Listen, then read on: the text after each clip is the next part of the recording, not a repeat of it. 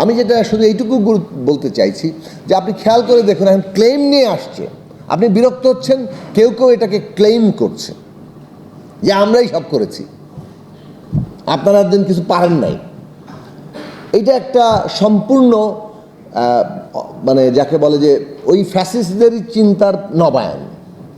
শেখ হাসিনা যেমন সব কিছু নিজের দাবি করত, তিনি অথবা তার পরিবারই একমাত্র বাংলাদেশ সব কিছু করেছে, এখনও এইটাই আরেক ধরনের ঘুরে ফিরে আসছে যে আমরাই সব করেছি, বাকিরা কেউ কিছু ব্যর্থ হয়েছে। এরা অনৈতিহাসিক, ইতিহাসের সাথে তো কোনো যোগাযোগ নাই। একটা আন্দোলন কোনোদিন 15 দিনে তৈরি হয় না, 20 দিনে তৈরি হয় না, 1 মাসে তৈরি হয় না। এটার যদি গ্রাউন্ড তৈরি না হয় তাহলে ওই রকম স্পার্কেও সেটা আসতে পারে না। সুতরাং এইটুকু যার বোধবুদ্ধি আছে, এবং আমি বিশ্বাস রাখি বাংলাদেশে বেশিরভাগ মানুষের সেটা আছে, যারা এটা বলছে সে বিদেশ থেকে বলুক আর দেশে থেকে বলুক, তারা প্রতিদিন জনগণের কাছে মানে যাকে বলে যে তাদের গুরুত্ব হারাচ্ছে। তাদের নিজেদের এই দাবির যে খুবই অন্যায্য, সেটাই জনগণের কাছে প্রমাণিত হচ্ছে। কাজে আমরা হয়তো বিক্ষুব্ধ হতে পারি ক্লেম যেভাবে করা হচ্ছে, এবং রাজনৈতিক দলগুলোকে এক ধরনের বলা চলে যে কিছুই করে না এরকম একটা জায়গাতে, অথবা তারা ব্যর্থ হয়েছে এরকম একটা অভিযোগ করা হচ্ছে। এইটা যারা করে তাদের একটা রাজনৈতিক স্বার্থ আছে, বিকজ এইটা হচ্ছে তাদের মাইলেজ নেওয়ার জায়গা। তারা যে পলিটিক্যাল পার্টি করবে তার তো একটা ন্যারেটিভ লাগবে না, এটা তাকে পলিটিক্যালি দেখা উচিত যে ওরা পলিটিক্স করছে। এখন একটা ন্যায্য প্রশ্ন আসে, ভাই তাহলে ক্ষমতায় যায় পলিটিক্সটা করছেন কেন? মাঠে এসে সমান মানে কী বলে যে লেভেল প্লেয়িং ফিল্ডে এসে রাজনীতিটা করেন।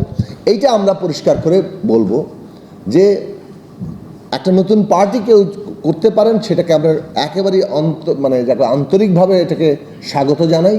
কিন্তু ক্ষমতার ছায়া ফেলে থেকে আপনারা পার্টি করলে এটা কিন্তু ওই বাংলাদেশের মানুষ এটাকে যেভাবে চিহ্নিত করে সেভাবেই করবে, এটা সমালোচনা হবে এবং এটাকে গ্রহণযোগ্য হবে না। এবং এটা বাংলাদেশের ভবিষ্যৎ সমাজের জন্য ভালো নয় যে অভ্যুত্থানের ভেতর থেকে একটা গণতান্ত্রিক শক্তির জন্ম নেওয়ার কথা ছিল, কিন্তু তারা শর্টকাট করতে গিয়ে তারা ক্ষমতার ছায়াতলে থেকে করতে যাচ্ছেন এবং একটা সেইভাবে দল গঠন করছেন। এই সমালোচনা তাদের থাকবে। যারা আজকে শিক্ষার্থীদের একাংশের একটি রাজনৈতিক দলকে সমর্থন করেন, তাদেরকে আমরা বলবো যে এইটা কোনোভাবে জাস্টিফাই করার চেষ্টা করেন না, যে না আমরা তো অভ্যুত্থান করেছি, আমরা তো অতীত দেখেছি, আমাদের এখন ভালো কিছু করতে যাচ্ছে, আর এইসব রাজনৈতিক দলরা বিরোধিতা করছে। এই যে টোন, এই টোন অত্যন্ত বাজে টোন। এগুলো হচ্ছে একটা কি বলে যে নিজের সুবিধাকে জায়েজ করার জন্য কতগুলো কথা হাজির করা। তো এইটা আমার ধারণা যে আমরা শিক্ষার্থীদেরকে পরিষ্কার করে এটা জানিয়ে দেওয়ার বিষয় হচ্ছে সরকারকে জানিয়ে দিতে পারি যে সরকার এই ধরনের কোনো পক্ষপাতমূলক অবস্থান যাতে গ্রহণ না করে। সরকারের একটা বড় শর্ত হচ্ছে তাকে নিউট্রালিটি মেনটেন করতে হবে।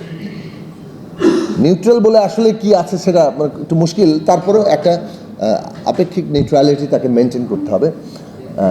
সেইটা শর্ত হিসেবে আমাদের সামনে রাখতে হবে। সেই শর্ত যদি সিগনিফিকেন্টলি মানে ভায়োলেটেড হয়, তাহলে এই সরকারের প্রতি আপনার সমর্থন থাকবে কি থাকবে না সেটা আপনি তখন ডিসাইড করতে পারবেন। সেটা ডিসাইড করার হয়তো পূর্ব আলোচনা চলছে, কিন্তু আমি মনে করি যে এখনও পর্যন্ত এই সরকারকে কি বলে সমর্থন প্রত্যাহার করার মতো কোনো জায়গা ঘটেনি। ফলে এই সরকারের হাতেই সংস্কার, এই সরকারের হাতেই নির্বাচন, এই যে পলিটিক্যাল ট্রানজিশনের দুটো কাজ, এই দুটোকে ফ্যাসিলিটেট করার দায়িত্ব কিন্তু তাদের। এই দায়িত্ব থেকে আমরা তাদেরকে এখনও বাদ দিয়ে দিইনি। এটা আমি দ্বিমত পোষণ করবো, কারণ এই সরকারের ব্যর্থ হলে আমরা রাজনৈতিক দলগুলো কিংবা সমগ্র অভ্যুত্থান অটোমেটিক্যালি কিন্তু সফল হয়ে যাবে না। এই ব্যর্থতার সাথে আমাদেরও ব্যর্থতা যুক্ত হয়ে যেতে পারে। কিন্তু এই সরকার যদি ব্যর্থ হয়ে যায় তাহলে আমরা কি আর কোনো পথ থাকবো না? নিশ্চয়ই আমরা সেই পথের সন্ধান করব, কিন্তু সরকারকে ব্যর্থ করার চাইতে সফল করার চেষ্টাটাই আমাদের দলের দিক থেকে আমরা মনে করি যে আমাদের এখনও চেষ্টা করা উচিত। সরকারের নানান রকম সীমাবদ্ধতা আছে, সেই সীমাবদ্ধতা বাজারে গেলে মানুষ টের পায়, জানমালের নিরাপত্তার দিক থেকে টের পায়, কিংবা ট্রাফিক জ্যামের টের পায়। দেশের অর্থনীতির আজকে যে অবস্থা, বিনিয়োগের যে অবস্থা, কর্মসংস্থানের যে অবস্থা, ব্যবসা বাণিজ্যের যে অবস্থা, অথচ বাংলাদেশ একটা $1 ট্রিলিয়ন $multi-trillion ইকোনমি হওয়ার সম্ভাবনা রাখে অতি অল্প সময়ের মধ্যে, যদি আমরা যথাযথ একটা রাজনৈতিক বন্দোবস্তে পৌঁছাতে পারি। বাংলাদেশ পুরো দক্ষিণ এশিয়া না, পুরো গ্লোবাল সাউথের একটা ওয়ান অফ দ্য লিডিং কান্ট্রিতে পরিণত হতে পারে যদি আমরা সেই বাস্তবতায় থেকে যেতে পারি।